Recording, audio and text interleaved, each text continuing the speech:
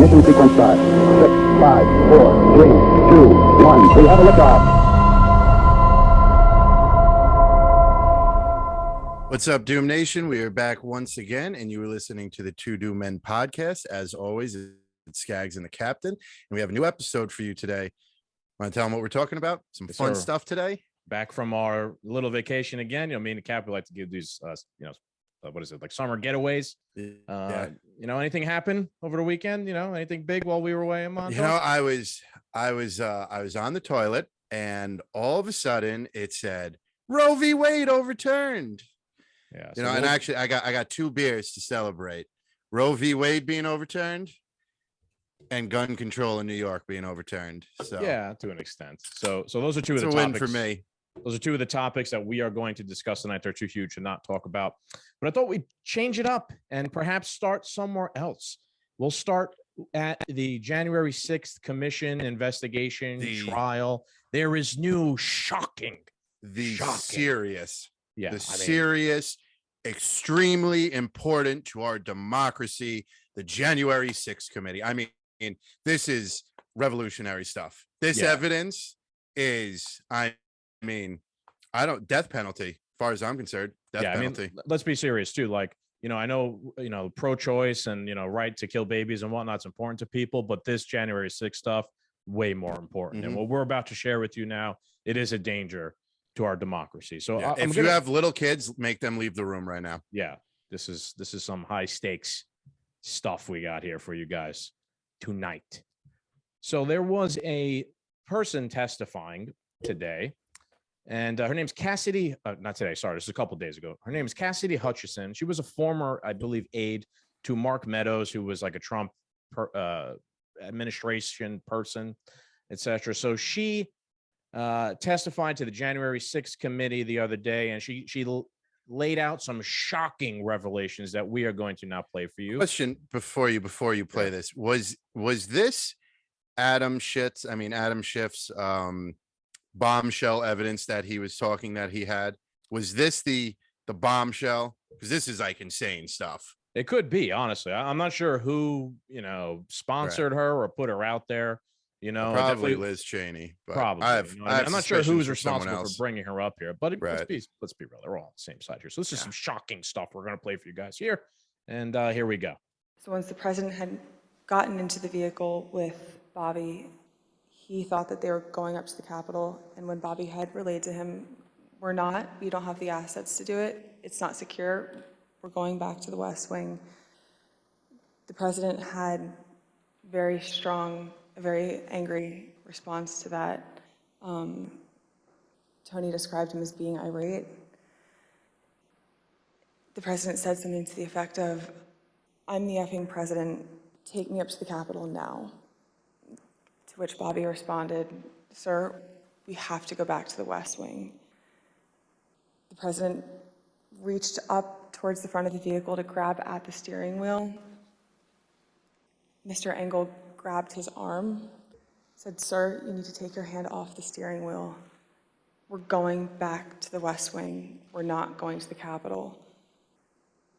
Mr. Trump then used his free hand to lunge towards Bobby Engel. And when Mr. Renato had recounted this story to me, he had motioned towards his clavicles. All right, so I'm torn up about this. Before we give our takes, because this is some serious stuff here. There's some new evidence that has emerged in this case. Let me just hang on 1 second here.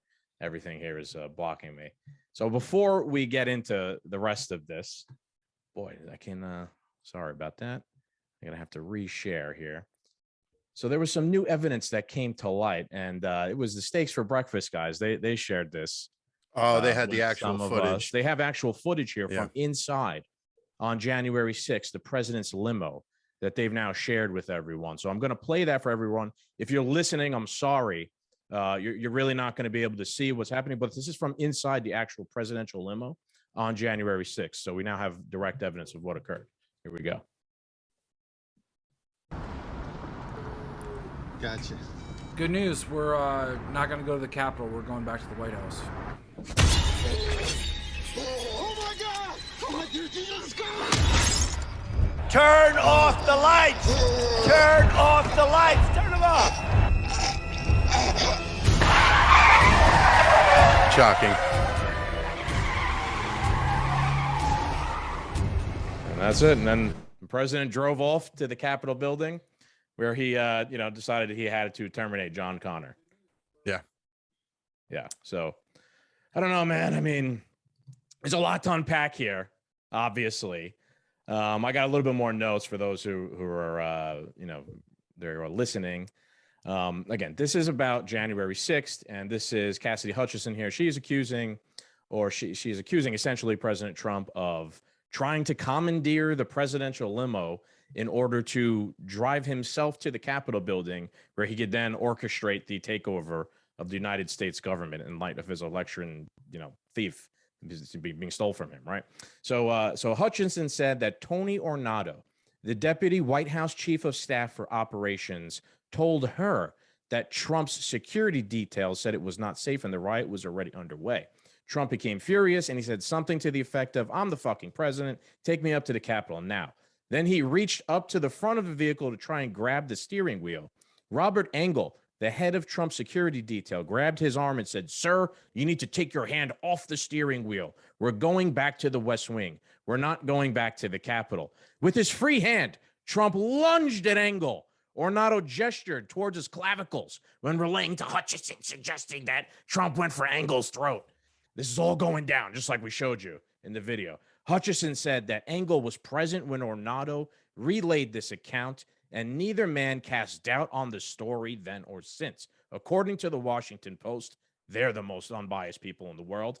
The paper also reported that 3 unnamed Secret Service agents who accompanied Trump dispute that he became physically violent, though not that he was angry at being refused an opportunity to lead the mob.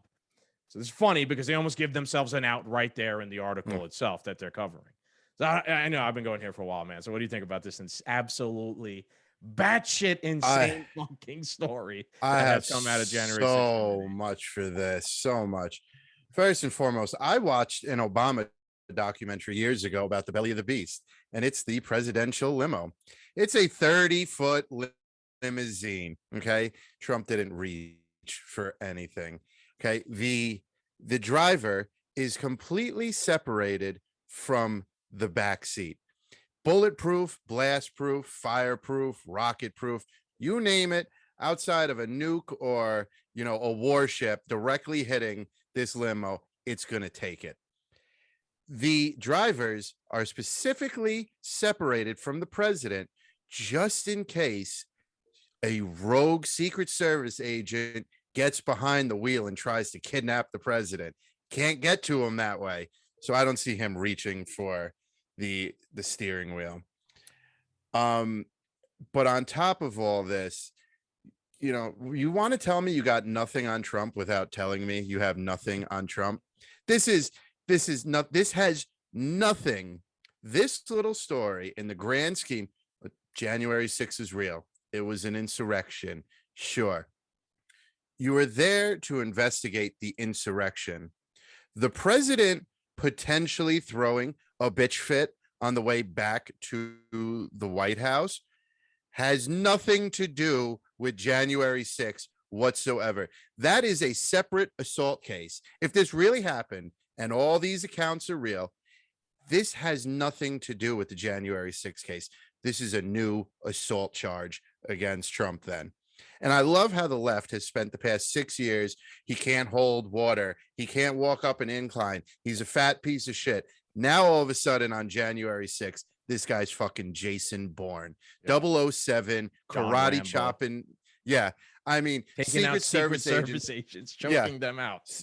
These are all ex-Army Rangers and Navy SEALs, and the top. These guys are the people picked up by the Men in Black. You know what I'm saying? Yeah. Like he's top of the top. He's a jiu-jitsu black belt level. Yeah. He's been training with Hicks Gracie for the past 12 years, and he's now literally he's with putting Sergeant down and Samurai doing black belt jiu-jitsu. Right. Yes, he's with Garrett. He's out there in North Jersey MMA, and he's just leg sweeping people and just putting them to bed. Good night. Yeah. Putting them to bed. Secret Service agents. Yeah. Yeah. It's Trump, baby. I mean, if this was true, you know, the ultra MAGA king just got even more props because the king himself, how Could often whip is the shit out, you know, you always respect a king who's like skilled in swordcraft, like Jon Snow, right? So now, you know, you have the president here. He's like basically like Jon Snow in a way. He's the best swordsman. He's a in fucking the North, ninja, man. Yeah, man. So, and the best part of all this was completely debunked. The two Secret Service agents came out and said we didn't corroborate this story. They didn't speak to them before this story came out. Completely fabricated. And my last point on this, there, you know, Q is back in town, so I'm going to start interjecting conspiracies back into. Hey, we will be all on these episodes tonight, actually, on Facebook Live with Alan and James on the Patriot Podcast Facebook. So I'm you know, preparing for some conversation like that. So this is such an outrageously stupid story that was debunked in about 5 seconds. Yeah. I really think this, what's her name again? Cassidy Hutchinson. I really think she might have been some white hat plant. I mean, this story is so bizarrely stupid and out of left field to what actually took place on January 6th. I feel like the white hats, or, you know, Q team, whatever you want to call them. Yeah. Put her in there to like draw attention to how just ridiculous. I don't know what the purpose really would be of putting a plant in there, but like, I can't truly believe that they're like, this is it. We got the guy. We got him, boys. So this is so stupid that I see why a Q person would think that, because that's how, in my opinion, how stupid some of the Q shit is. So this is on the level of stupidity. But we and you have talked multiple times, and I've used this example so many times about how Jen Psaki just could not say that getting healthy and eating right was a good idea during COVID. She couldn't get the words out of her mouth. You brought up something last week, I think it even was. Forgot exactly what it was, but you made a similar point about how there's certain things they say which are just so obviously make no sense, and they're right there and they're pathetic. And it's because I think it was about how the economy is the strongest economy in the world. Yeah. I mean, anyone could hear that phrase from the government and be like, it's ridiculous. This is just another one of those things. Yeah. And this is all, they're just trying to throw anything they can at the wall to try and prevent Trump from being the president. And I'm admittedly not the biggest Trump fan either. So I'm just here to point out how stupid this is, right? But this is a textbook case of hearsay. And if you've read all the articles today and the day before, after this came out, the corporate press has now gone defensive saying, it's not hearsay. It's not hearsay. It's not true. It's not hearsay. That's not the definition of hearsay. I've seen MSNBC, CNN, and I believe just NBC said this is not the legal definition of hearsay. Oh, we're back to changing definitions again. Dr. Fauci moves. Right.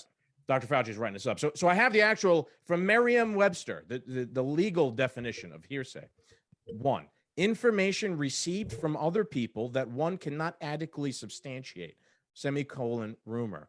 And then the law definition of hearsay is the report of another person's words by a witness, which is usually disallowed as evidence in a court of law. Everything they had told him would have been ruled out as hearsay. So that's like the law definition of it, right? Again, let's go back to what they said here. Hutchison said that Engel was present when Ornato relayed that account and that neither man cast doubt on the story then or since. So this is twice removed from Hutchison. And she's not saying that she wasn't even in the limo. No, she was not in the limo. She's twice removed from the people who related to each other. And they're not explicitly, she's saying that they just didn't say it didn't happen. So it's all just like double negatives here and there, right? My whole point here, right, is that we haven't really even talked about the January 6th commission or whatever it is, because it's a bullshit thing. It's presented as if it's a trial, right? But it's not a trial because things like this are allowed to occur. If this was a real actual court case and there's prosecutors and defendants, this would never have been allowed, right? Yeah. Because this is a hearsay statement that's not corroborated. In this January 6th commission, you're not allowed to have any adversarial testimony. So if she were to, even if this were allowed in a real court, if this had been a real court, you then as the defendant could then call your witness, or you could cross-examine her and be like, are you sure? This, that, whatever. That is how a real trial works. Everyone's familiar with that process. That's not how this works, right? This essentially is what I was thinking of. This is just like the Soviet Union used to do back in the day, right? You did something the state didn't like, they had a trial, right, where they put you on trial. It was a bullshit show trial. You can watch Chernobyl, the HBO documentary. They go into the whole thing about how they had to have a show trial about Chernobyl because the government wasn't going to get in trouble, obviously, for mismanaging the plant. They had to get a couple fall guys to take the hit, right? That's what this is. And even if you want to go to the beginning of the whole planning of this January 6th committee, who's in charge of the whole thing? Nancy Pelosi. She controls who testifies. She controls which Congress people and senators sit on it. She only picked people she agreed to, the Liz Cheneys, the people who absolutely hate Trump. I believe it was the GOP, I think, who was his name? McCarthy, maybe?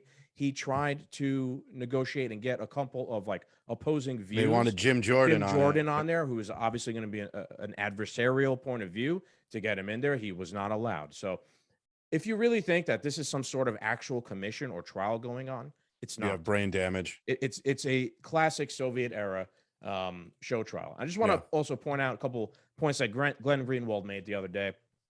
Obviously, he's, in my opinion, the best journalist in the world. And he said, all day yesterday, Trump assaulted journalists. All day yesterday, Trump assaulted his Secret Service agents and grabbed the wheel of a presidential limo. Headline news, smoking gun, Secret Service agents. That never happened. Journalists. That was never an important part of the testimony. And then he cites a whole bunch of examples of this happening. And he goes on to say, as any lawyer will tell you, if being honest, few things are less reliable than a proceeding with no adversarial component. These hearings have zero. One can assign whatever blame one wants for that, but perhaps it means journalists should be skeptical of assertions there. Right. That is what a journalist, what are we doing right now? Right. We're not journalists, right? We're two idiots doing a podcast. We're being skeptical of what was proposed here because we both know that there's no pushback going on at this thing. None of the corporate press besides Fox News. And I couldn't even read Fox News' article because they want you to disable pop-up blockers, which I'm fucking doing. But I get the gist of just from seeing it through the Google search that they were a little bit giving pushback. So this is completely bullshit, dude. This whole January 6th thing. That's why what side you're even on of the political spectrum right now. Like if you're on the shit lib left, you're outraged right now about Roe v. Wade. You want the Democrats to codify Roe. If you're on the right, obviously the economy and all these other things, the million things that we all complain about, those are big issues to us right now. But what are they doing? They're doing this. Soviet show trials. I mean, what are they in their third week now, too? Is this going to go on for years like the Mueller fucking investigation did? And then don't matter. It's like the 100th time we've rehashed the January 6th thing. It's a waste of time. It's their only opportunity to keep Trump's name in the mud. But it's not keeping it in the mud. Dude, I think MSNBC actually cut one of the hearings of the January 6th committee short to switch over to the PGA Tour. People would rather watch fucking golf than listen to this bullshit. Their ratings for the January's are abysmal. They're insanely small. Dude, I think one of the YouTube channels, and of course, good job YouTube on turning off the dislike button. To hide things on popularity because the establishment Democrat Party was all getting thumbs I think down it had on all their videos. I think it had like 1,300 views, 13,000 views. That's nothing. Joe Rogan can fart in a jar and he'd get more than that. Okay, like Joe Rogan can take the wheel from a Secret Service agent and crash a limo, and that would get 1 million more views than the J6 committee.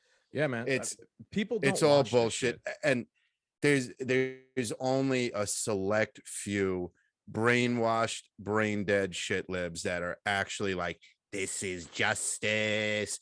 The rest of the world can care less. Yeah, you're right. And I think it's interesting because we've seen this a lot often, right? Like they're trying, like, who are they going to convince here? Yeah. Right. Like this, you could also make this point over abortion. You could also make this point over getting vaccinated, right? Yeah. They're putting out all this propaganda, but who is the propaganda really targeting? Like me and you, they're not going to change our fucking mind, or they're not going to change like Trump or Dave Smith or any somebody like our friend Eric isn't going to watch the January 6th committee and be like, I made a mistake following Right. Trump. Like, you know what I mean? Yeah. What they're doing is they're making sure that their sheep, their base is conditioned and giving them little morsels here and there of just literally living in an alternate universe. That's what I Yeah. think is going on here. But They their have to. base There's is value shrinking, man. in.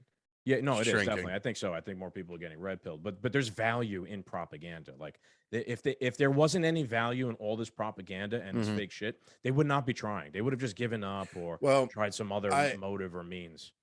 I do not disagree with you. There is the value of propaganda. And I'm not saying we're there yet, but I'm saying we are extremely close to the propaganda machine completely failing. You know, I don't think we're too far away. We might already be past it because we don't know the true numbers of anything. But you know, this is like one of those football teams that invested all this money in a college quarterback and the guy's just not producing, but they're going to keep him for the next 11 years because they spent the money on him.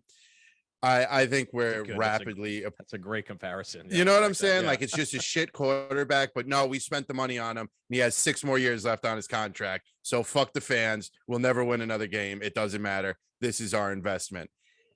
They're sticking to their guns and it's not working. And they're either getting close to scrapping it or they've already lost control. Yeah. Because a lot of stuff they do now, and I feel it by talking to different people, you know, of different races and people who've immigrated here and stuff like that, and who weren't born American citizens and stuff.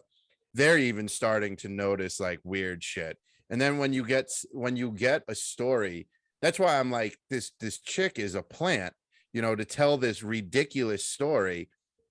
Even if you're, you know, on the fence, like, this story isn't going to put you over and be like January 6th was an insurrection. He took the wheel. Oh, he took the wheel and they took the Capitol. What are we? This is just as worse as Joe Rogan saying the N-word. And that's just as worse as 9/11, you know? So yeah, I think it's a movie. It's a movie. It's all fake. This is being used to wake people up, man. You know. Yeah, you have the inverse. I don't know. It remains to be seen. I think people. One point I want to make is I think people should be very weary and cautious of independent media. I think independent media is great. We're theoretically independent media, so is Patriot Podcast Network and et cetera. But if this continues at this terrible pace, where they're just so bad at the propaganda, they have the resources. They have the Federal Reserve, right? They could spend as much money as they want and infiltrate independent media and have it present itself as independent media, and then it's still, you know, will just echo in a different sort of way that's maybe a little bit more palatable to people who have been red pilled their propaganda. So I'm not saying that's already occurred or anything like that, but there's so many shows out there. Just be a little bit critical of everything, including us, including every show you like that's independent of what's. Well, don't be critical of us. You guys love us. Fair enough. I don't think you're wrong, but I think this area of independent media and podcasting is kind of like a new territory, because if all of a sudden a podcast platform came out and it started doing very well for everyone, but then all of a sudden shows like ours and shows like We the People and shows like Steak for Breakfast and, you know, all of our friends on the Patriot Podcast Network started getting censored, but the people who are touting these podcasts that are like, Biden's right, the economy's doing the best. Like, I don't know if you looked at Gavin Newsom's True Social account. It's just the most ridiculous account. I'm glad that he's on there. I'm not mad. I think more Democrats should come on to Truth Social. But he's like the top 5 murder states in the country are all red states. No red state is beating out Chicago, and that's not even a state. You know what I mean? That's a city in a state. Like, and so these red states aren't beating that. And he's like, and then another one of, oh, California's economy is the fastest growing. No, it's not. It's Florida. It's been Florida for the past 3 years because you shut down your fucking economy, and Florida didn't. Like, maybe Trump should start fact checking him. All right. Yeah. On Truth Social, they should start putting fact checks on that. And I think on this new platform that people are going to sniff out the ultra fake right away. You know what I mean? Like, if they go too heavy into a propaganda machine, it would fail. They would really need like a hardcore moderate show that over time, as it gains steam, it starts to, Like a go Joe left Rogan and then experience? progressive. Something like a Joe Rogan experience or something like that, perhaps, or a Yeah. Timcast IRL. Who knows? I'm just Yeah. saying. I'm just saying. Just keep your eyes out. So I think let's transition here, right? We usually save this for the end. We do tweets of the week, right? So we were saying the other day, like I bet you most people probably have tuned out by the time we even get to tweets of the week, which sometimes is our funniest, best part of the show. Yep. We only have one tweet, right? You're a tweet. Yeah. Sorry, Doom Nation. I enjoyed myself in Montauk. The second Roe v. Wade got overturned. Cliff notes, I didn't need to go on to Twitter Yeah. to see what was going on. So I have one. I have one, and this will lead into our conversation Yeah. about Roe v. Wade. So I remember when I even got this. I was blackout drunk when I got this. And this tweet was that outrageous that I screenshotted it because I didn't have the mental capacity to copy and paste into the doc. But then I went back later and found it and then put it into the doc. So I caught it here, share for everybody to see. And this is from someone called Taka Flocka.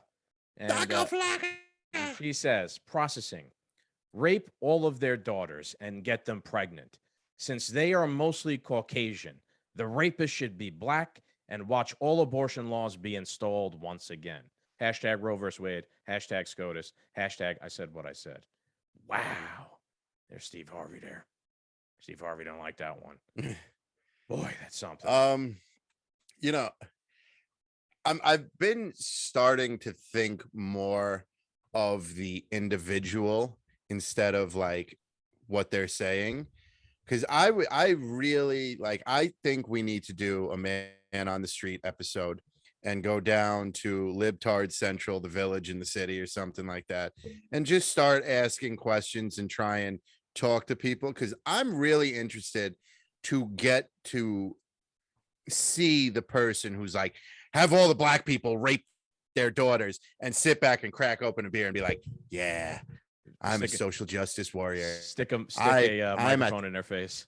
Yeah, like I am at the top of my game. Like, just be smitten by saying on a public platform, rape their children, Yeah, I'm sorry I didn't give a warning for that one. That was pretty extreme. I mean, Roe versus Wade has been overturned, right? It's stayed for 50 years. We knew this was coming, right? We did an episode called Roe versus Wade 2 months ago, and we gave our when thoughts. they leaked it. When they leaked it, right? And we gave our thoughts about them. I will say I was disappointed by the reaction from people as this occurred, right? Not only You because had crazy shit probably, like that. sorry to interrupt, but you probably had one of the most logical and best tweets when Roe v. Wade got overturned. I don't even remember what it was. What was it? Where you said, it might have been like a day later, but that's the one I should have saved. You said something along the lines of Roe v. Wade was leaked over like a month and a half ago, and in that time, none of you did a lick of research. It shows what type of people we're dealing with. Yeah, that was going to be my point here, right? I mean, 2 months ago, this got leaked and everyone got crazy and outraged. How dare they? Blah, blah, blah, blah, blah. Then things calmed down, shootings happened, etc. But you did have basically 2 months as an individual to like look into it, or even perhaps prepare yourself for when it actually did get overturned, because you knew it was coming. And I'm not even talking here like there are these people that we just shared a tweet of the week. They're crazy, right? I'm now talking about like people I know in like real life who are normal people, right? Posting just their outrage, and then they're posting like the just most disgusting, outrageous shit about abortion because they're pro-choice. I really don't understand it. I really don't. And this has kind of woken me up to what exactly is going on here, right? This is a cultural issue, and the culture around abortion has deteriorated to 2 points. 2 points, right? You're either a fucking psychopath like that, right? Like that woman who said that stuff, or you could be someone who's apathetic to the entire situation, which I'm going to maybe criticize you over a little bit, because I feel like maybe you're a little bit apathetic to the situation as well. And then I'll get into it. But when like this is so important to so many people, like how have you not actually looked into it? It's because you're apathetic. Like people don't really care about it. They care about like this idea that men are trying to, I'll just put this from in terms of women, right? They care about this idea that like men are trying to rule over their body and this is a woman's choice.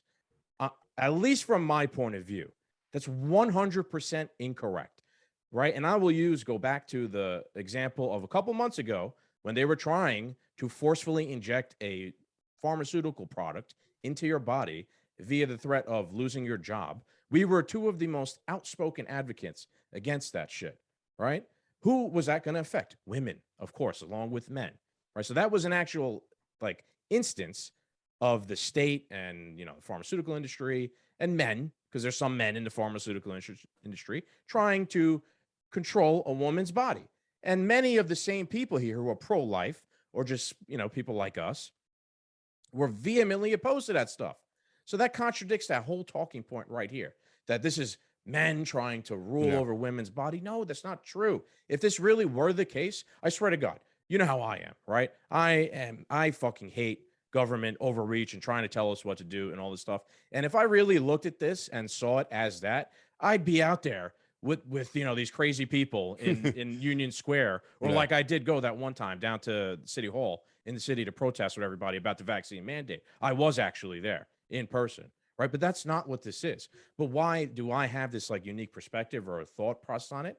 Well, that's because I looked into it, right? And I thought about it and I did some research. I also had a kid, so it's kind of changed my perspective a little bit.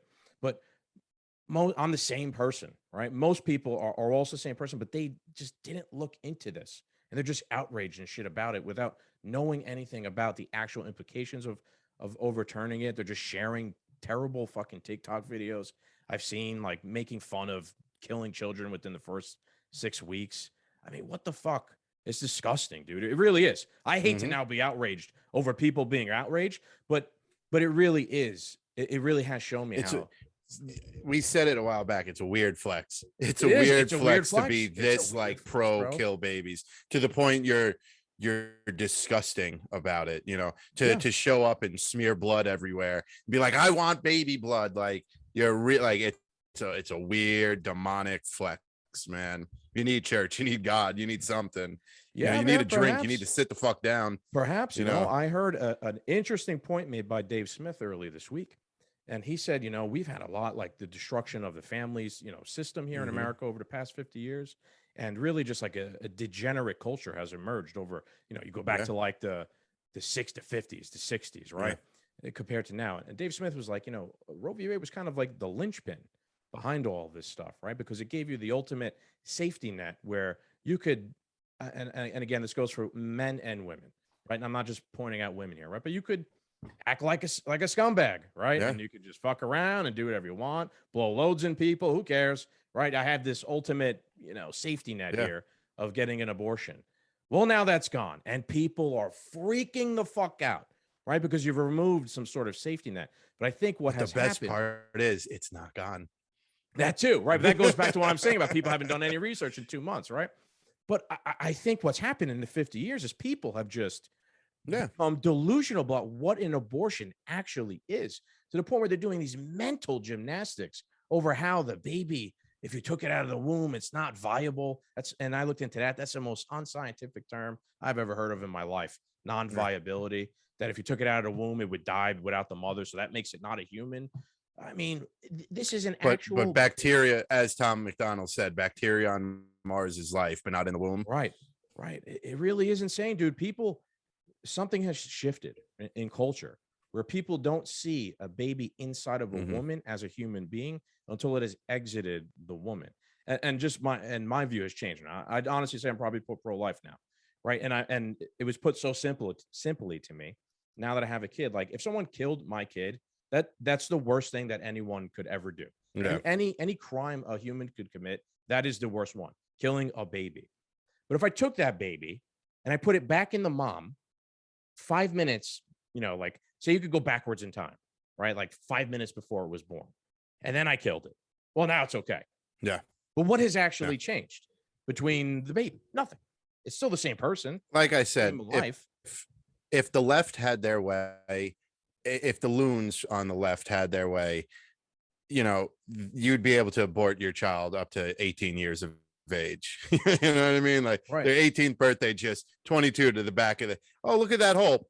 And just goodbye, you know. You done or? Yeah, go ahead. Sorry, I was Okay. No, it's all good. I get it. It's a touchy subject for you. I've always been pro-choice. I still am pro-choice. For this ridiculous, I guess it's not ridiculous anymore because you're right, culture is just gone to shit. For this cultural battle, to see everybody get so angry when there was the leak, I said I had to be pro-life just for the sake of enjoying the fact that I want them, them over there to lose. So stop right there. This is going back to what I was saying before. No. This is why I say you are apathetic. Oh, I am. I'm not lying about it. Because you don't actually have a position. Your position is I just want you to lose. Yeah. You don't have an actual position on Roe v. Wade or abortion in general. Well, your position will shift. And I don't mean to pick on you, although I am going to pick on you, right? But a lot of people, I think, also have a similar position, although they're not thinking of it the same way you. They want people to lose on the other side. I think most people think like, well, it's really not my business. So whatever. I don't really care. I don't have a dog in the. Yeah, that's why I've always been pro-choice, because it's not my place to tell anybody, especially two parents, what to do. I love your daughter, but you want to dress her up in, furry costumes, or, I have no fucking say in it. If I go to a restaurant tomorrow and there's a screaming kid over at table 12, I can't get up and go, shut that child up. Tell your child to shut up. I have no right to do that. So I've always been pro-choice. And I'm apathetic to this situation because, yes, I don't have any skin in the game. It's not my business. But also, there's still abortion. Now, if overturning Roe v. Wade outlawed abortion coast to coast, you know what I mean? Like, no one can do it. It is now illegal. I'd have a much bigger problem. There'd have to be something done about that. But the fact of the matter is, all the places that are protesting, and they're not even really protesting that hard. Nothing's really gotten too crazy yet, which I want to talk about after we talk about this. All the states, the people in California crying, the people protesting in Central Park in New York, they didn't lose their right to get an abortion. If anything, states like California and Illinois and New York are a beacon of hope for those that need to get abortions. You could cross state lines to get an abortion. If anything, places like New York are going to strengthen their abortion laws. You know what I mean? Nothing is being taken away from you. By strengthen, you mean make it easier to get an abortion. Yeah. Yes. Sounds of, I know. Codify it, whatever you want, What you're protesting is the people in like Utah that had this trigger clause that is now outlawing. And I'm sorry if Utah doesn't have this law. I'm pretty sure I read Utah has it, where now abortion is now illegal. But you have to understand something too. The people that are they're not protesting in Utah because the majority of people in Utah are pro-life. Right. The states that probably had these clauses are probably heavily over 50%, over 60% of the state are on board with pro-life. Right. And where are the protests happening? In New York City and Los Angeles and That's San Francisco, what I'm saying. Right. So you are correct, right? And you want to make the point that, and I've made this point to a couple people who I know who are so outraged about this. Let's get back to the actual beginning before I went on my morality rant here. That overturning Roe versus Wade, in fact, you actually look at what the Supreme Court justices wrote.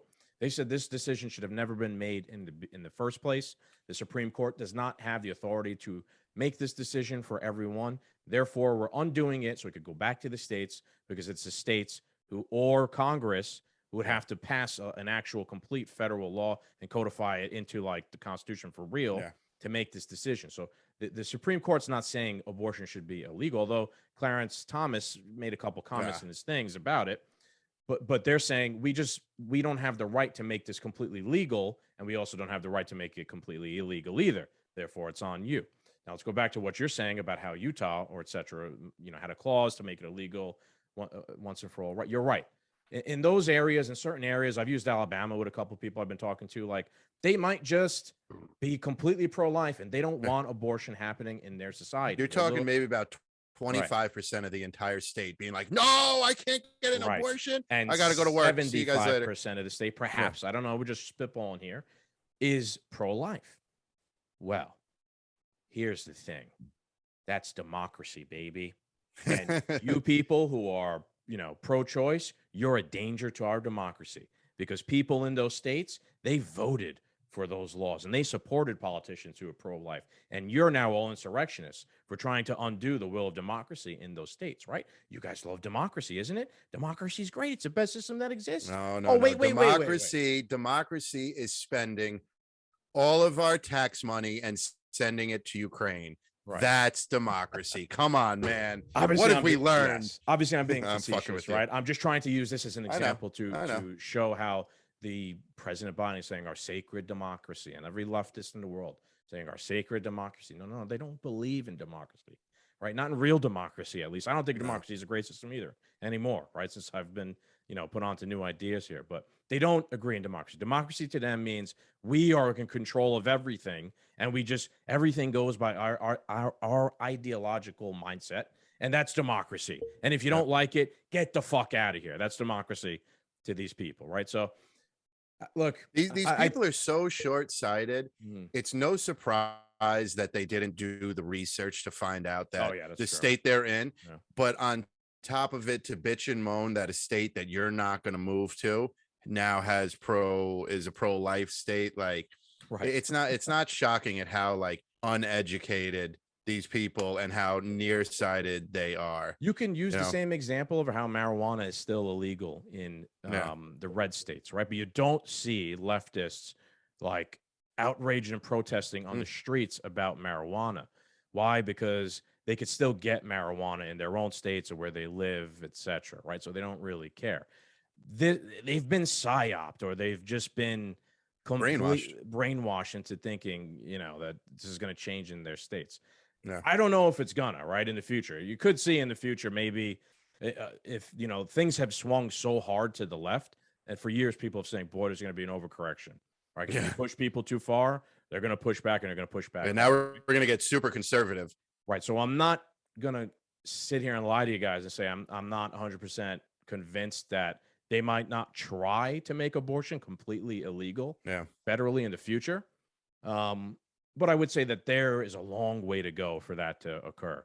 And it's not the Supreme Court who writes law. They get cases, decide on it, and then they decide on cases, right? So if in theory, in 10 or 15 years, a Republican, conservative, evangelical Christian country now passes a federal law, the president and whatever passes a federal law, and it goes to the Supreme Court, they would then have the chance again to rule on if that was constitutional or not. They're going to vote on their ideological lines, because this is what we talked about last time. The Supreme Court's bullshit. It's there to say, we're impartial arbiters of the law and the Constitution. No, they're not. They're all ideologues, right? They always vote along ideological lines. All three liberal justices voted against abortion. The rest voted, in favor of the pro-choice. And if you look at every vote they take, right?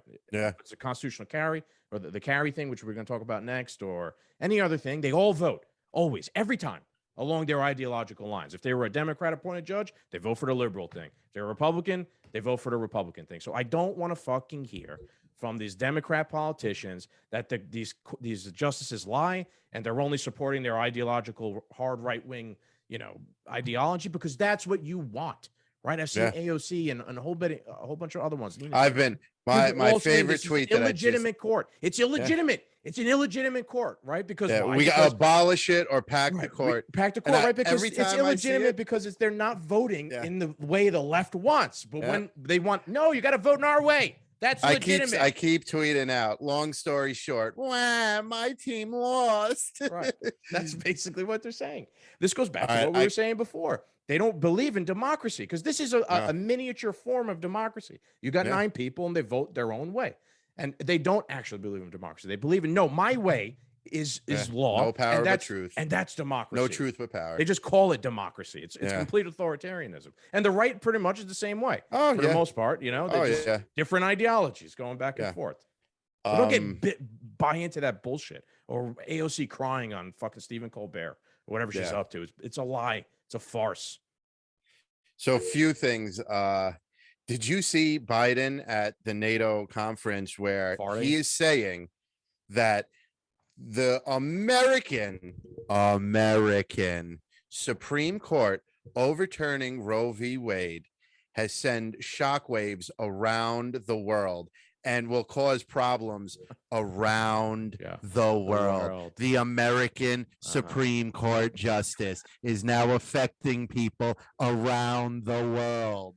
You out of your fucking mind, you dumb old man. You should do that more often, getting closer to the camera. I like that. That was pretty funny. Yeah, so I mean, here's another thing that brainwashed shit lib leftists and just normal people who are just outraged about abortion in America don't really know. Throughout the rest of the world, abortion is much more stricter everywhere else in the world than it is in America. I believe in most European countries, the average abortion like weeks that you can't get an abortion after is like 12 or 13, which is less than what Florida did, which was that 15-week ban. So this is bullshit. You've been completely fucking siloed here in America into thinking, no, this is the norm. This is the norm everywhere. This is what, you know, and that goes with the woke shit, bro. The woke shit does not fucking fly around the world. It really does not. No. It's a foreign, you know. You go to Africa and explain to them what woke is, they laugh at you. Yeah. Another point, and then a little conspiracy for Roe v. Wade. So I should have maybe picked this one for my tweet of the week, but I honestly thought it was satire. I truthfully couldn't believe it was real. Justin Trudeau, the great overlord of Canada, saying Supreme Leader.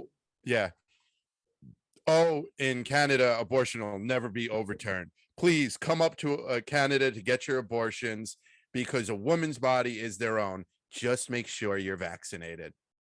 Yeah, I don't think he actually said that. That's why I didn't want to take it. You know what I mean? Like, I really had. I was like, is this something he would say? You know, like this is really in his wheelhouse. Yeah, he might have said, you know, abortion is protected in Canada. You know, we are a safe haven for, you know, killing children and all that sort of stuff.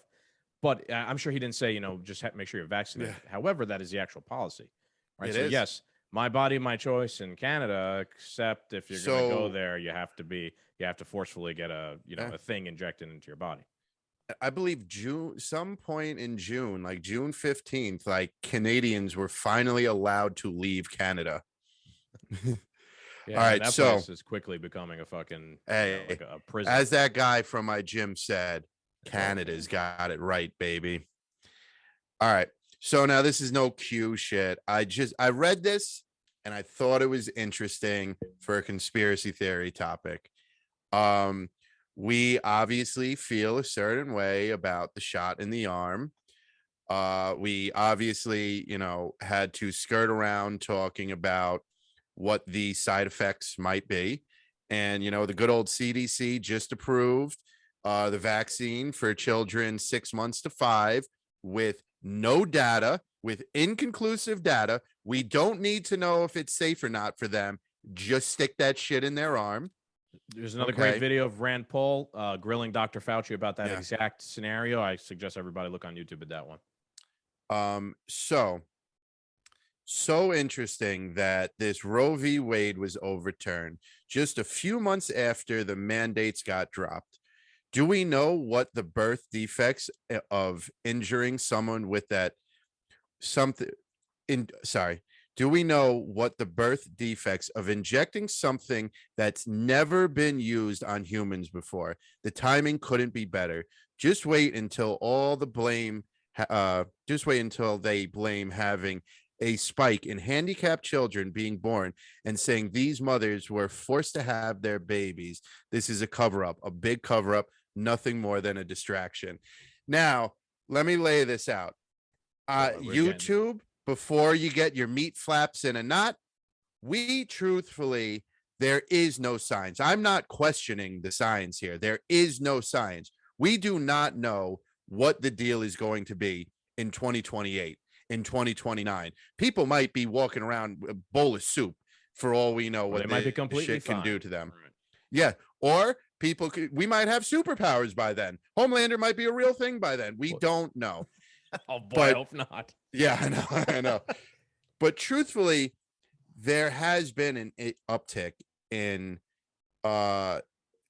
babies dying in the womb of, vaccinated people and stuff. There's not even talking about the COVID vaccine here. If you look at autism, the chart of autism goes up like this, and the chart of the number of vaccines children need to get go up on the same vertical fucking line. There's some type of correlation there. So no, Perhaps, YouTube, I'm not perhaps. questioning. Perhaps. There is no scientific evidence what's going to happen. But boy, if this is a cover up, man, using, dropping Roe v. Wade, one of their hardcore arsenal, artillery pieces, I could see it. I could see it. That's interesting. Yeah. I never thought of it that way. I do think there was a leak. There's never been a leak. You know what I'm saying? Like, man, it's weird. It's weird. I think at the end of the day, I think one of the major people to blame over why Roe v. Wade was overturned is Ruth Bader Ginsburg, because she was on the left and she was a staunch defender of Roe v. Wade, and she was very old. She was dying. She was not herself anymore, and she could have retired during the Obama administration. She could have given up her seat so that President Obama could have chosen another liberal court justice, like we said before. They vote along ideological lines. She chose not to. She chose to keep her job. Why? I don't really know. Right? Because they never thought she'd lose. She served for a long time. So she didn't retire.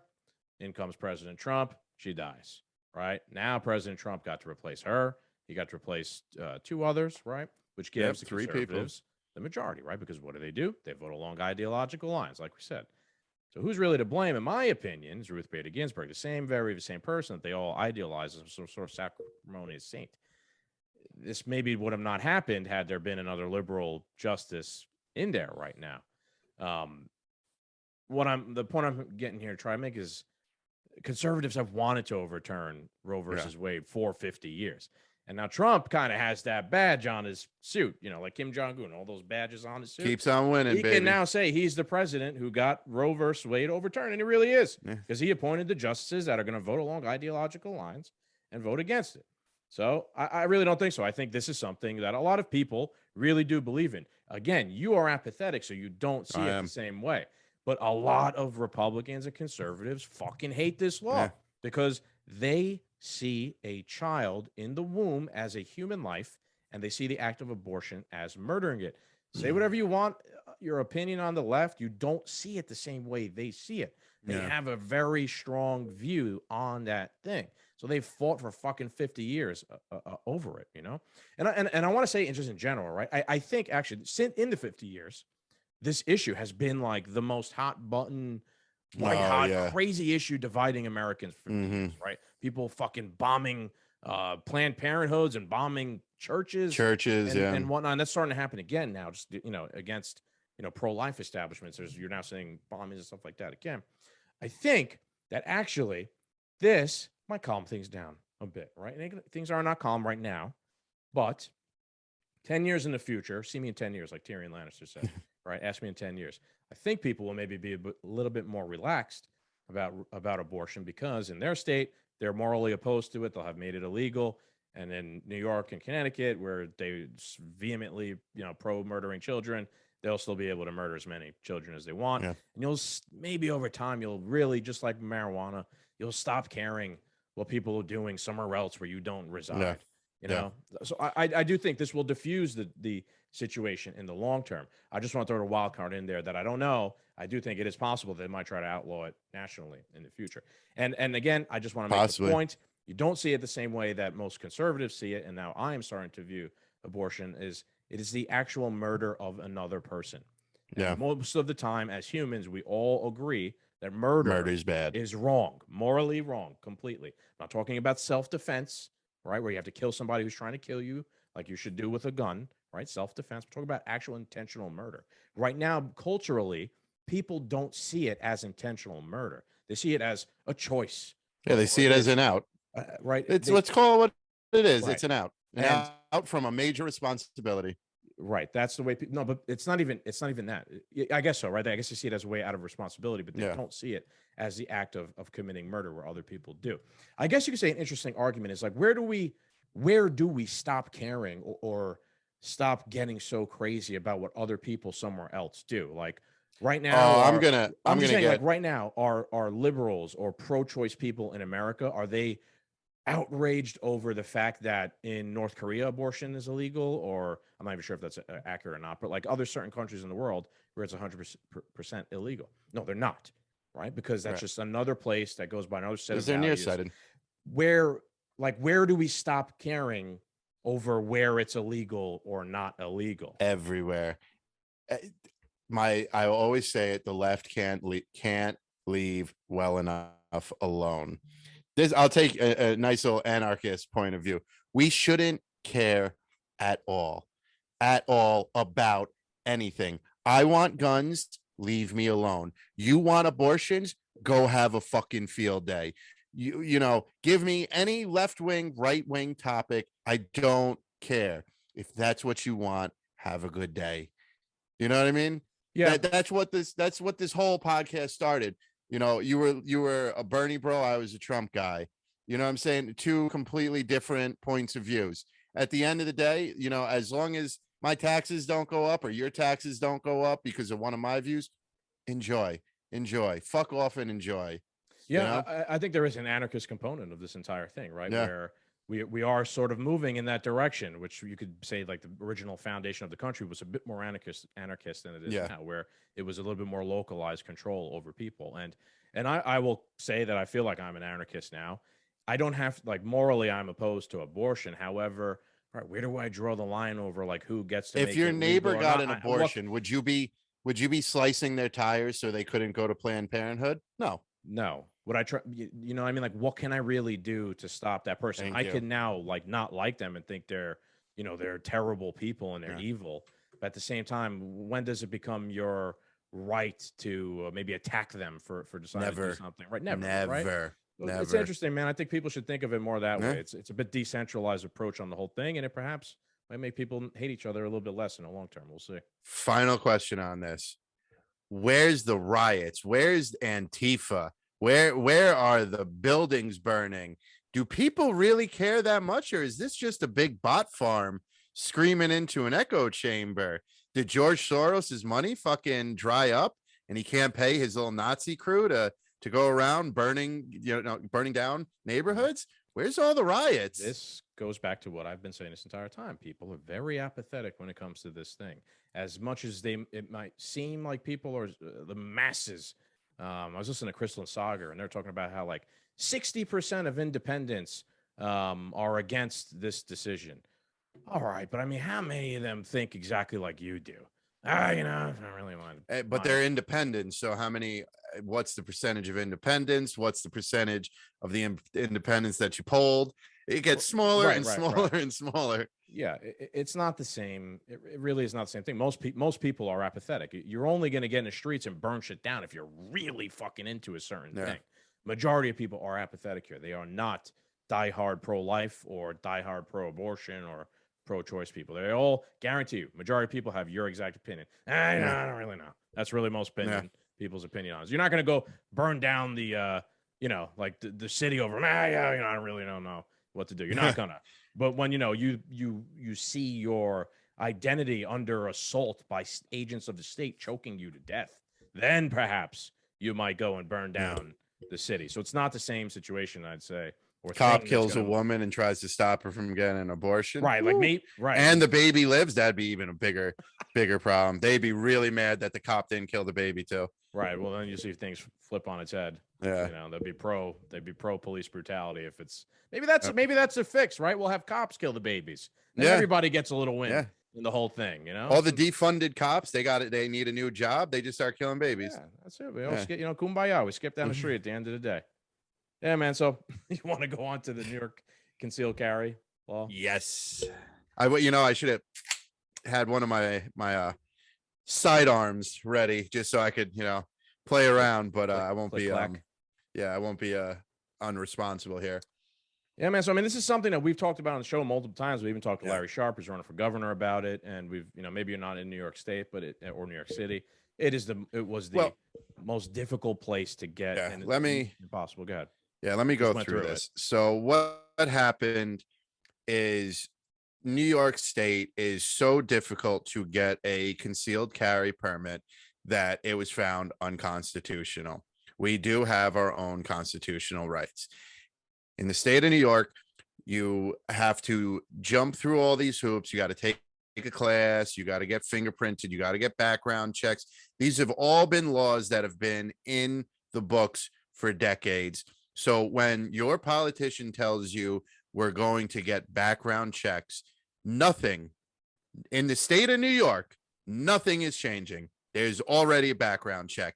When I got fingerprinted and my fingerprints was sent to the FBI for a background check, and then I waited until my license came in, and then I got my license. When you get your license, it basically says the FBI said your background check cleared. You were good to own a gun. And then you go to the gun store, and the gun you already purchased, because in the state of New York, you have to get your gun first so they could register it in your name along with your background check before you get it. I still had to be background checked before I left the gun shop with the gun. Mm-hmm. They are rechecking me for the same gun they just checked me for, that they just fingerprinted me for. So when your politician tells you background checks, it's bullshit. So you couldn't get a concealed carry in the state of New York. You had to apply for one, and you had to give probable cause. Probable cause is things live in a high crime area. No, I have a cash. No, that was not probable really? Cause. No.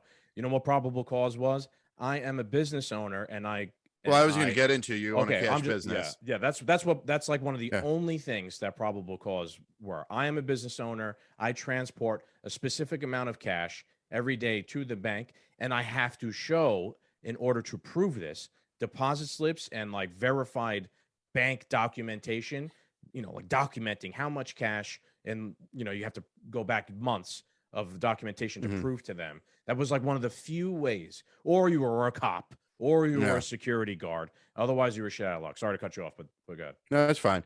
So yeah, you had to prove that you have a cash business, and they still, at the end of the day, after you jump through all the hoops, might not issue you it. Right. So the Supreme Court looked at this and they said, no, that is unconstitutional. If you apply for one, it's a must issue state. The ramifications of this, yes, you're saying, oh, well, why do I care? I don't live in New York.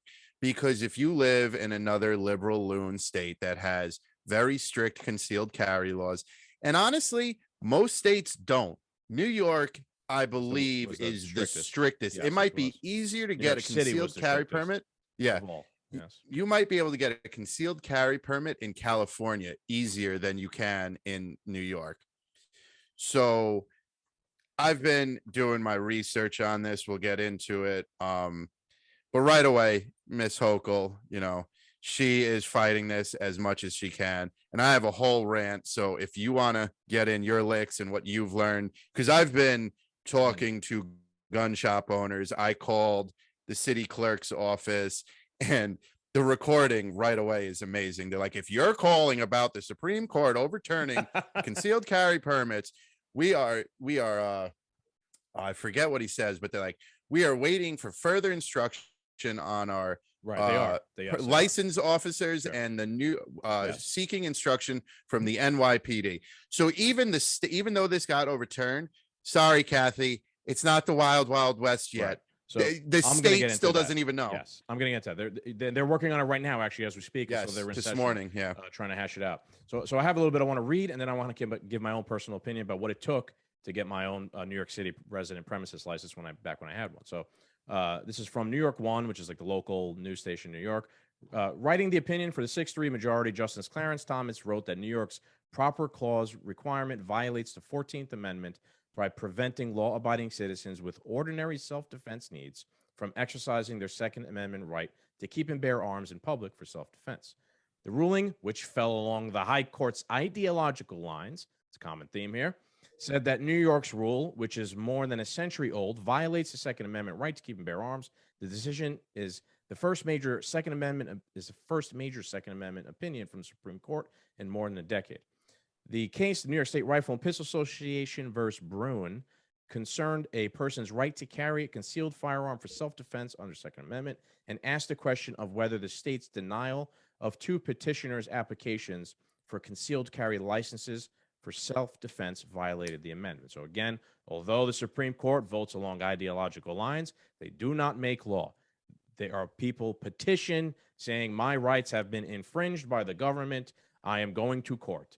And eventually, the court gets to the Supreme Court where they make the final say because someone's got to eventually make a final say. That's how the system works. I think one of the things going on the past couple of weeks is people think the Supreme Court writes laws.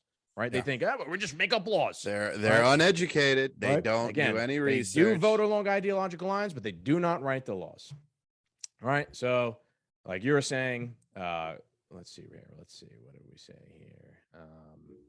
I got some quotes from.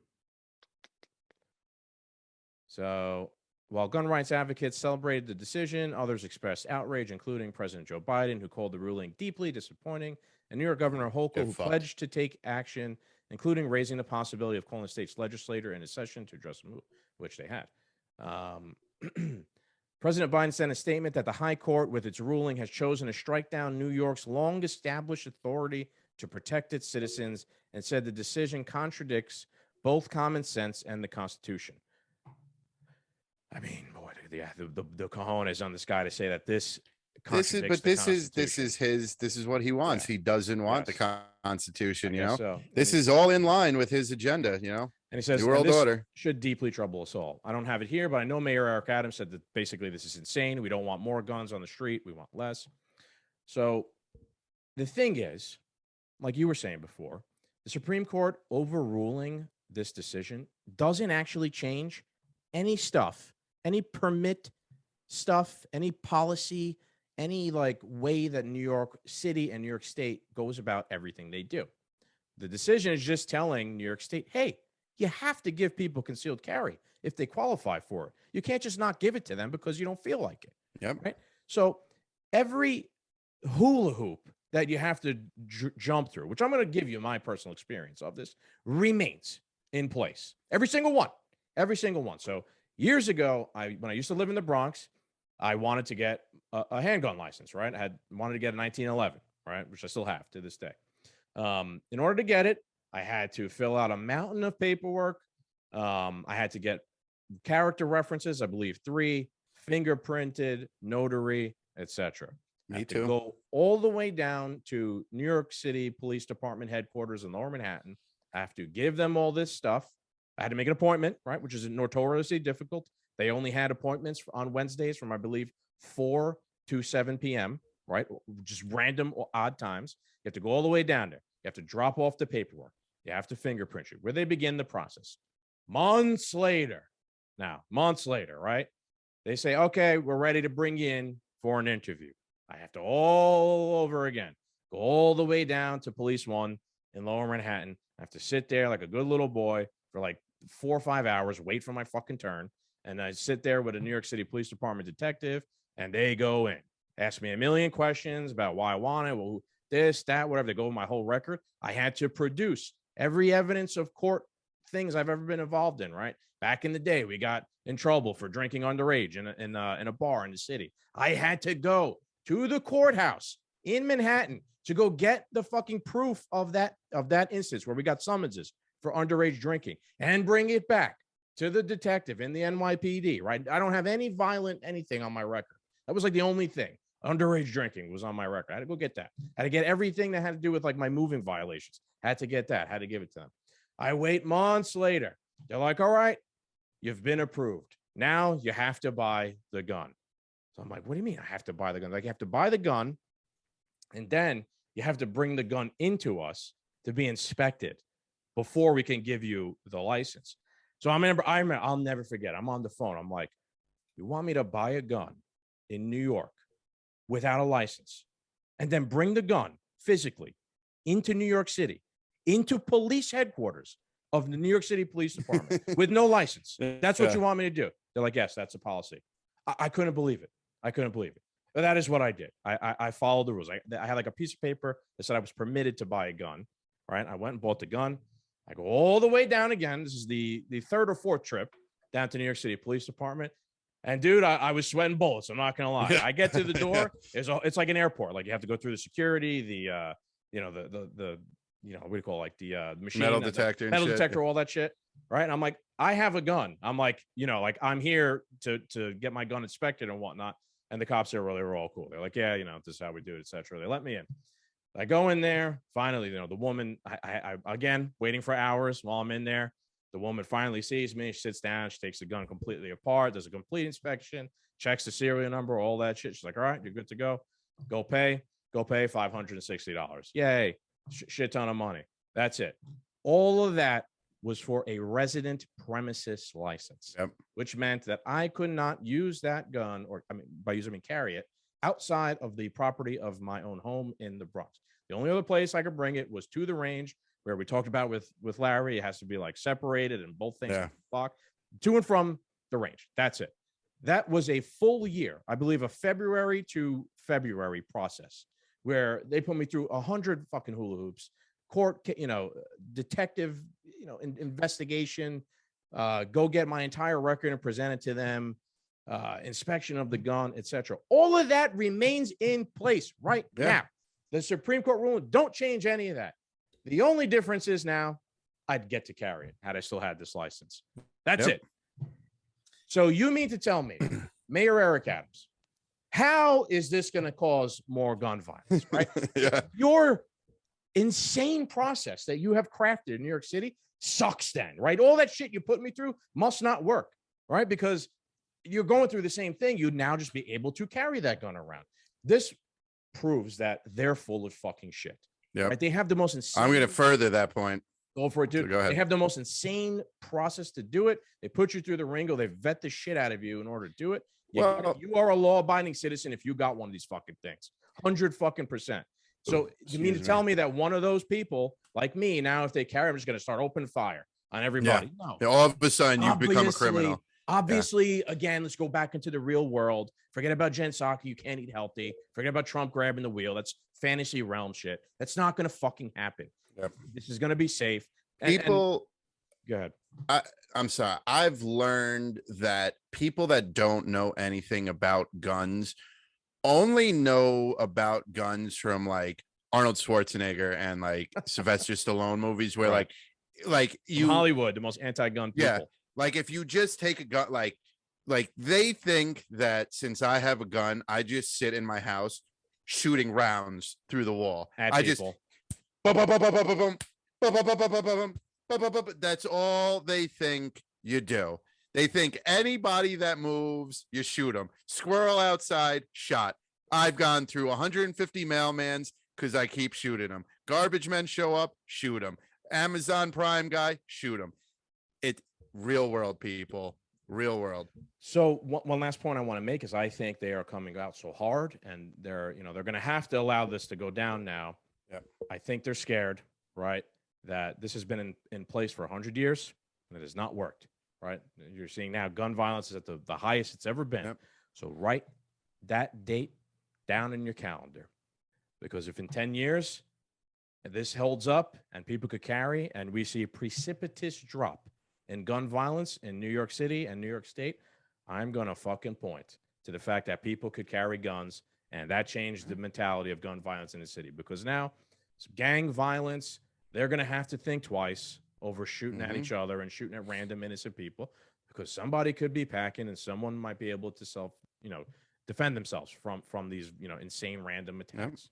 And over time, the culture will shift in New York City, where people will be like, damn, man, there's a new sheriff in town, and I better not fucking be shooting at everybody. So keep this in mind. Think twice now. Keep this in mind. So I think they're scared of that occurring. And then people could be like, wow, you guys pushed this terrible policy on us for 100 years. And as soon as it was, slightly undone, things immediately got better. So what is that going to tell me? What is that going to tell people just a slight undoing. That's why they're worried about this. Yes, it is. Yes. So now I still live in New York, and I want my carry permit if I'm allowed to have one, because I found it outrageous when I took the class, I paid the money, I passed You the just class. did all this too. Captain just went Yeah. through this entire process. I did it last year. Yeah, last year.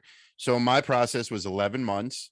I paid 300 some odd dollars to the shop. I took this class. I passed this test. I gave them all my information. I had character witnesses. I had notarized. I had the fingerprints done. I had the background checks, blah, blah, blah, blah, blah. I had to buy it before. I didn't have to bring it and get it inspected. That is crazy. That was a New York City specific policy. Mhm. Yeah, you're doing. Yeah, Chris so is I don't doing live it in the more of a city. New York State sort state of thing. A little policy. bit Yeah. different. New York City is the most insane. And so there is different carry permits in the state. They're called limited carries. And one of them is called the either sportsman or gamesman carry permit, which allows you to carry while you are hunting, fishing, camping, and hiking. I do everything but fishing. I qualify for this permit. They won't give it to me. They don't give it to anyone, because you could put your hiking boots on and say, I'm hiking down, enter populated street in Yonkers, New Rochelle, Dutchess County, whatever. And then you get away with carrying in public. So they don't do that anymore. So now back to the Supreme Court doesn't make the law. It is now up to New York State to implement this. And New York doesn't even know. The gun owners, the gun stores, gun owners, the licensing place in the courthouse. Nobody knows what's going on. I've been paying attention to efficient. What happened? Government, baby, it's efficient. Yeah. I was listening to Kathy Hochul today, and so now it's up to her to figure out how to give out these permits. So now they're limiting everything they can right away.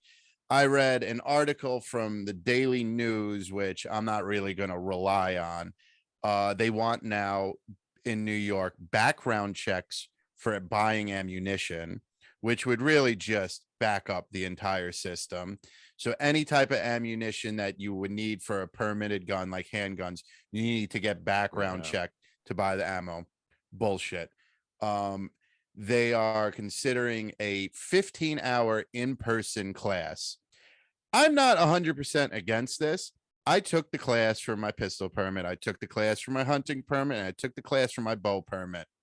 I'll take another class. You ain't scaring me off by telling me I have to take a class. And, in each of those classes, I met a lot of really dumb people. And if it's coming from me, they were super fucking dumb. Okay. Yeah. Yeah. And there was people in my pistol class that I was sitting there going, you shouldn't get a fucking gun. I don't care if it's if you are this dumb, you don't need a fucking pistol. So I'm okay with having to take a class. But now the big thing is Kathy Hochul is writing up a list of where you can carry. And this is these idiotic politicians that don't understand anything of the gun culture. Concealed carry. We were explaining this to somebody on our trip. Open carry is you're a cowboy. You got your 9-iron on your hip, and everybody can see it everywhere you walk. Concealed carry is inside the waistband, shirt over it. Nobody knows you have it. There's guns with, 5-inch barrels, and they fit in your pocket, or you just slide it in your waistband and nobody could tell you have it. Miss Hochul, the genius that she is, okay, you can't carry in government buildings. Fair enough. I don't think I would bring a gun to a government building anyway. Ironically enough, schools, where you could stop a school shooting, but fine. Public transportation, hospitals. One of the most dangerous places in New York City is on public transportation. Yeah. Yeah. Because remember, in New York State, they want you to lay down and die. Don't defend yourself. Right. Lay down and die. They should and then prefer if you lay down in front of the bus and just let it run you over. Yeah. And then specifically is going to leave it up to privately owned business owners to determine whether they will cater to a Second Amendment advocate or not. By simply putting a sign in their window saying, "We don't serve people who have guns." Stupid. It's concealed. It's fucking concealed. Are you this fucking stupid? Are you kidding me? Yes. I get it. You shouldn't bring it on the bus, but nobody's going to know you have it on the bus. YouTube, I'm not saying to tell people to go do this. I'm not saying I'm going to go do it, but they're never going to know unless these little storefronts start buying a bouncer and putting in, x-ray machines and metal detectors. You're never gonna know. In the winter, it gets cold here. You think a sweatshirt and a big leather jacket can't conceal a 3-inch barreled revolver? Give me a break. You'd never see it coming.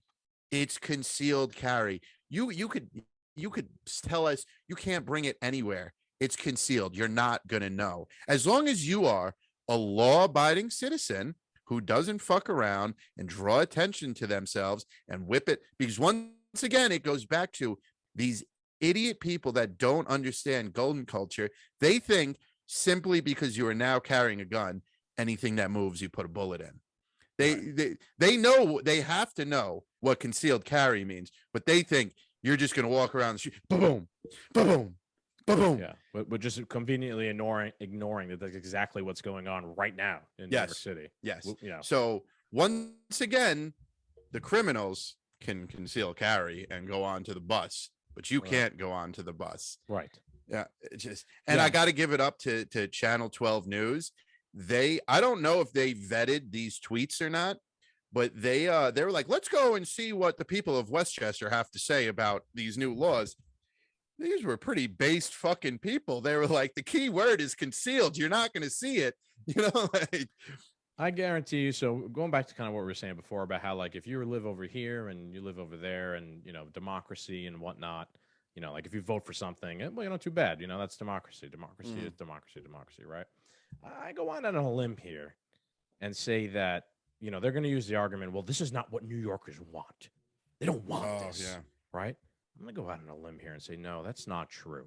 If you could put it up to a straight up vote in New York State, include New York City and the whole entire region, and if they could vote on if they wanted concealed carry to be legal or not, I bet you they'd fucking vote that they want it to be legal. Yeah. So again, you got it. There's a portion of New Yorkers that would never own a gun, but there is a portion of New Yorkers that are tired of dealing with their shit. This Spanish woman that I work with, she's from the Dominican Republic. She lives in the Bronx. She doesn't have a Walgreens in her neighborhood anymore. They all closed down. Because they all closed down because they keep getting robbed. And she actually really likes this idea of being able to carry, not because she wants to hurt anyone, but because now if someone wants to hurt her, they have to think twice. There's a lot of people that are tired of this. Think of, women's rights, all this stuff. Every time they turn on the news, we had a whole episode about a man smearing shit into a woman's face on the subway. You know what I'm saying? Yeah, that's right. Yeah, I thought you were talking about Zach's. Are you out of your fucking skull? Where the woman was shitting on the wall in the bathroom stall. No. But like these are the things you see on the TV. There is a percentage of women that don't ever want that to happen to them, and they understand it's only up to them to stop it. Yeah, definitely. It's a woman's right to carry. Yeah, is it not? So here you go.